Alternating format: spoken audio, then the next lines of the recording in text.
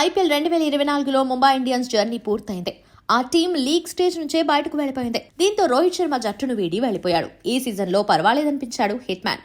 ఆడిన 14 మ్యాచ్ల్లో కలిపి 150 స్ట్రైక్ రేట్తో 417 పరుగులు చేశాడు. ఇందులో ఓ సెంచరీ కూడా ఉంది. తనదైన శైలిలో విధ్వంసక ఇన్నింగ్స్లు పెద్దగా ఆడలేదు, కానీ కుదిరినప్పుడు తన బ్యాట్ పవర్ చూపించాడు. ఆఖరి లీగ్ మ్యాచ్లో లక్నో సూపర్ జైంట్స్ మీద 28 బంతుల్లో 68 పరుగులు చేసి ఫామ్ ను అందుకున్నాడు. ముంబై తరఫున ఈ సీజన్లో అత్యధిక పరుగులు, బౌండరీలు కొట్టిన ప్లేయర్ గా హిట్ మ్యాన్ నిలిచాడు. T20 వరల్డ్ కప్ కు ముందు ఇది టీమిండియాకు సూపర్ న్యూస్ అనే చెప్పాలి. ఐపీఎల్లో ముంబై ప్రయాణం ముగిసిపోవడంతో టీంను వదిలి వెళ్లిపోయాడు రోహిత్. అయితే వెళ్తూ కొన్ని ఆసక్తికర వ్యాఖ్యలు చేశాడు. ఏం మాట్లాడాలన్నా కష్టంగానే ఉందని, తమను కావాలని టార్గెట్ చేస్తున్నారని అన్నారు. తమకు ప్రైవసీ లేకుండా పోతుందని వాపోయాడు.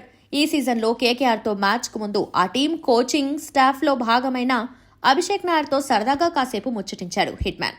ముంబై జట్టును తాను బిల్డ్ చేశారని, కానీ ఇప్పుడు దాంతో తనకు సంబంధం లేదని, అంతా ముగిసిందని అన్నాడు. వాళ్ల సంభాషణకు సంబంధించిన వీడియో కాస్త సోషల్ మీడియాలోకి రావడంతో సంచలనంగా మారింది. ముంబైని రోహిత్ వీడటం పక్కా అని అంతా ఫిక్స్ అయ్యారు. దీంతో చాలా బాధపడ్డాడు ముంబైకర్. లక్నోతో ఆఖరి మ్యాచ్ టైంలో ధవల్ కుల్కర్నీతో మాట్లాడుతూ కనిపించాడు రోహిత్. అదే టైంలో కెమెరామెన్ రావడంతో వాయిస్ మ్యూట్ చేయాలంటూ దండం పెట్టాడు. ఈ విషయాలపై తాజాగా హిట్ మ్యాన్ ఓ ట్వీట్ చేశాడు. క్రికెటర్ల జీవితాలు ఇప్పుడు సున్నితంగా మారిపోయాయి. మా చుట్టూ కెమెరాలు తిరుగుతూనే ఉన్నాయి. అడుగడుగునా మమ్మల్ని కవర్ చేస్తున్నాయి.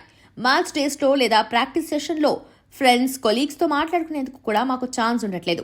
క్రికెటర్లకు ప్రైవసీ లేకుండా పోయింది. ఏం మాట్లాడాలన్నా కష్టంగానే ఉంది. నా కాన్వర్సేషన్ ను రికార్డ్ చేయడమే కాక టెలికాస్ట్ కూడా చేశారు.